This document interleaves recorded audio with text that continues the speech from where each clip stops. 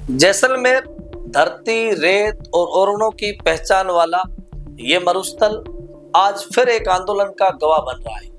जिला कलेक्ट्रेट के बाहर ग्रामीण लगातार धरने पर बैठे हैं। गांव-गांव की पंचायतें सामूहिक रूप से शिविरों का बहिष्कार कर रही है, ज्ञापन सौंप रही है।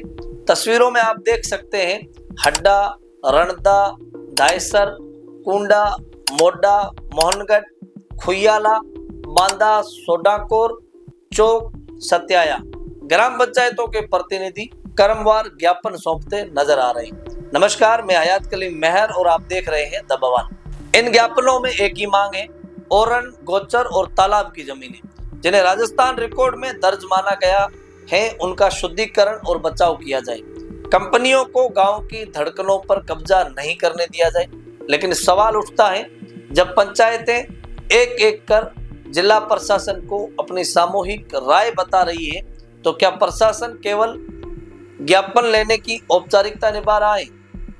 ओरण, गोचर, छतरियां और तालाब की आगोर भूमि ये वो धरोहरें हैं जिन्हें हमारे पूर्वजों ने अपनी दूरदर्शिता से संरक्षित किया। ओरण और गोचर केवल पशुओं के विचरण की जमीन नहीं है, बल्कि मरुस्थलीय वनस्पति और वन्य जीव संरक्षण का आधार भी है।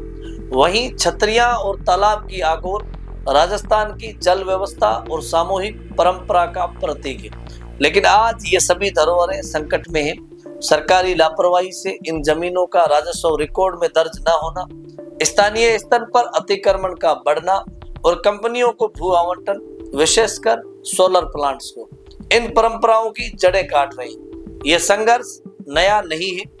आज से ठीक 3 साल पहले जब प्रदेश में कांग्रेस की सरकार थी, तब यही भाजपा के कार्यकर्ता, वर्तमान विधायक और ओरण बचाओ आंदोलनकारी केसरिया साफा बांधकर इन धरनों में बढ़ चढ़कर शामिल होते थे। तस्वीरों में सबूत मौजूद है। कलेक्ट्रेट की सीढ़ियों पर टीम ओरण जैसलमेर के सुमेर सिंह भाटी सावता और भोपाल सिंह जालोड़ा के साथ बैठे हैं वही वर्तमान विधायक साहब। लेकिन सवाल है, अब जब उनकी ही सरकार है तो चुप क्यों है? कांग्रेस राज में जिन फाइलों को लेकर धरना दिया, वही फाइलें आज भी पेंडिंग पड़ी है। ओरण और गोचर को बचाने के नाम पर विधायक साहब ने बड़ी बड़ी बातें की थी, लेकिन अब ना तो उन्होंने पेंडिंग फाइलों को आगे बढ़वाया और ना ही नई फाइलें तैयार करवाई। यहाँ तक कि मुख्यमंत्री तक मुद्दा नहीं पहुंचाया गया। और तो और कंपनियों को जमीनें आवंटित करने का सिलसिला जस का तस जारी है। फर्क सिर्फ इतना है, तब भाजपा विपक्ष में थी और आज सत्ता में। लेकिन जनता वही है जो कल भी धरने पर बैठी थी और आज भी कलेक्ट्रेट के बाहर बैठी है। सवाल सिर्फ सरकार से नहीं है, बल्कि हमारे जनप्रतिनिधियों से भी है। क्या ओरण और गोचर सिर्फ विपक्ष में होने तक बचाने लायक मुद्दा है? क्या सत्ता में आते ही जनता की परंपरा, पर्यावरण और धरोहरें कंपनियों को बेच दी जाती है? टीम ओरण का संघर्ष प्रेरणादायी है। यह आंदोलन सिर्फ एक संगठन का नहीं है, बल्कि हम सबकी सामूहिक जिम्मेदारी है। आज जरूरत है कि पूरा समाज आगे आए, ताकि ये सुनिश्चित किया जा सके कि ओरण, गोचर, छतरियां और तालाब की आगोर हमारे पुरखों से मिली धरोहरें सुरक्षित रहकर आने वाली पीढ़ियों तक पहुंच सके।